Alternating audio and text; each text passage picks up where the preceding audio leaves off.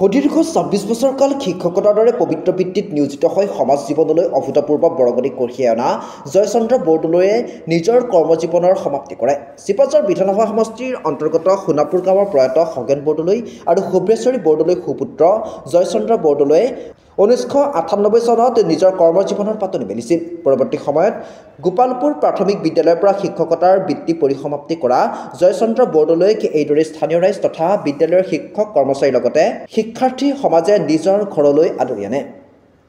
ইয়াৰ পাছতেই তেখেতৰ বাসগৃহত অনুষ্ঠিত হোৱা এখনি গাম্ভীৰ্যপূৰ্ণ সভাত উপস্থিত থকা শতাধিক লোকে বিদায়ী শিক্ষকগৰাকীক গামোচা, জাপি, শৰাই, গছপুলি, কণ্ঠৰ টোপোলা আদিৰে সম্বৰ্ধনা জ্ঞাপন কৰে। প্ৰয়াত শিল্পী হিয়াৰামঠু জুবিন গাৰ্গৰ প্ৰতিচ্ছবিত সেৱা জনাই আৰম্ভ কৰা এই সভাখনত শিক্ষকগৰাকীৰ কৰ্মজীৱনৰ বিষয়ে আলোকপাত কৰাৰ লগতে অতীত ৰোমন্থন কৰে। বিশিষ্ট সমাজকৰ্মী শৰৎচন্দ্ৰ নাথৰ সভাপতিত্বত অনুষ্ঠিত হোৱা এই সভাখনত কৰ্মজীৱনৰ অন্তিম দিনটোত সভাখনত উপস্থিত থকা লোকসকল সম্বোধন কৰি আৱেগিক হৈ পৰে। News desk report, AIN live. 1998 চনত গোপালপুৰ প্ৰাথমিক বিদ্যালয়ত যোগদান কৰিছিলোঁ কৰ্মত বা LP স্কুলত। তাতে মই এই সুদীৰ্ঘ ২৬ বছৰ অধিক কাল তাতে থাকিলোঁ। তাতে থাকি মই যিখিনি মোৰ এই গাঁওবাসী ৰাইজ, মই নথৈ আনন্দিত গাঁওবাসী ৰাইজৰ লগত থাকি তেওঁলোকে মোক কোনোদিন হেৰি কৰা নাই।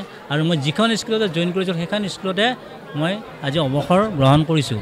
আৰু তাৰে মানুহখিনি পৰিৱেশটো বৰ সুন্দৰ। মই ইয়াৰ পিছত এই অৱসৰৰ পিছত মোৰ অলপ আৱেগ আহিছে, দুখ আহিছে যদিও, কিন্তু মই ৰাইজৰ লগতে থাকিম। মই মাজে মাজে স্কুলত যাম আৰু মই সমাজ জীৱনত আগভাগ ল'ম। মোৰ এইখিনি কামনা। সঁচাকৈ ভাল লাগিছে। মাননীয় জয়চন্দ্ৰ বৰদলৈদেৱৰ যিটো অৱসৰ মুহূৰ্ত, এই মুহূৰ্তটোত ইমানখিনি ৰাইজ আহিছে, আমাৰ গোপালপুৰৰ পৰা আহিছে। ইয়াতে সোণাপুৰ পাটগিৰি চুপাৰ যথেষ্ট ৰাইজ লগ লাগিছে আৰু তেওঁলোকে লগ লাগি এওঁক যথেষ্ট অভিনন্দন জ্ঞাপন কৰিছে। ভৱিষ্যত জীৱনত সুকলমে সুস্বাস্থ্যৰে যাতে তেখেত দীৰ্ঘজীৱী হৈ থাকিব পাৰে তাৰ কাৰণে কামনা কৰিছে। আৰু আমাৰ তৰফৰ পৰাও সভাপতি হিচাপে ময়ো কামনা কৰিছোঁ তেখেত সুন্দৰভাৱে জীয়াই থাকক আৰু সুস্বাস্থ্যৰে থাকক, পৰিয়ালক সময় দিয়ক, লগতে সমাজক সময় দিয়ক। কিন্তু আজি তেওঁক মানে কৰ্মজীৱনৰ পৰাহে অৱসৰ লৈছে, সুখ্যাতিৰে কৰ্মজীৱনৰ অৱসৰ লৈছে, কিন্তু তেখেতে সমাজৰ পৰা অৱসৰ লোৱা নাই। গতিকে সমাজৰ লগত তেখেত ওতঃপ্ৰোতভাৱে জড়িত থাকিলে নিশ্চয় সুস্বাস্থ্যৰ অধিকাৰী হ'ব। গতিকে তেখেতলৈ আজিৰ এই অনুষ্ঠানটো যি ধৰণে আয়োজন কৰিছে, এই আয়োজনত মই যথেষ্ট সন্তুষ্ট আৰু তেখেতক ধন্যবাদ জ্ঞাপন কৰিছোঁ। পৰা শিক্ষকতা জীৱনৰ পাতনি মেলি সেই একেখন বিদ্যালয়ৰ পৰা ২৬ বছৰ শিক্ষকতা কৰি আজি 31 অক্টোবৰ তাৰিখে তেখেতে শিক্ষকতা জীৱনৰ সমাপন কৰিলে। জয়চন্দ্ৰ বৰদলৈ এগৰাকী সৎ, সুন্দৰ মানে সুস্থিৰ ভাৱমূৰ্তিৰ এগৰাকী ব্যক্তিত্বশালী ব্যক্তি। এখেতে মানৱ সম্পদ যিধৰণে গঢ়িলে সেই গোপালপুৰ প্ৰাথমিক বিদ্যালয় সেই এলেকাৰ ছাত্ৰ ছাত্ৰীসকলক, সি সঁচাই আমাৰ সমাজ জীৱনৰ কাৰণে এক উৎকৃষ্ট উদাহৰণ। আৰু তেখেতে আজি এই বিদায় মুহূৰ্তত আমি ইয়াত উপস্থিত থাকিবলৈ পাই নথৈ আনন্দিত হৈছোঁ।